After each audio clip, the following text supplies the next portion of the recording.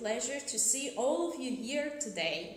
So in our today's video lesson, you will learn one pronunciation tip, and if you learn this pronunciation tip today and now, you will never ever make mistakes while pronouncing some words. So what tip is this? It is W and R letters. So whenever we see the letter W before the letter R, we don't pronounce W. It happens mainly at the beginning of the words. So let's have a look at some examples. The first word is written like this, but it is not pronounced like bright. It is not bright, it is right. Right. And the past form of this word, it is not wrote, it's not broad, it is wrote. Wrote. So right, wrote. And another example is this one. It is not wrinkle, it is wrinkle. Wrinkle. So what is wrinkle? Wrinkle is when you get older, you have wrinkles on your face or on your body.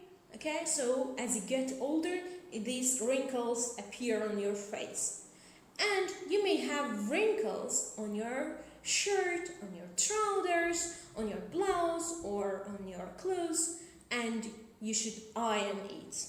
Okay, it is not wrinkle, it is wrinkle. And another word is this one. And I know that some of you, as you see this word, pronounce it like wrist. But it is not wrist, it is wrist. Wrist. So what is wrist? Wrist is this part. It's a joint between hand and arm.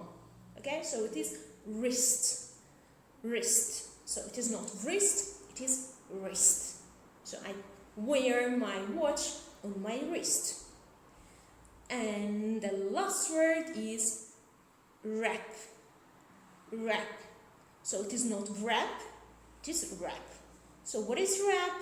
Wrap is things that you do when you buy, for example, let's assume that you have bought a present and you want to put a cover on it, some clothes or maybe some paper.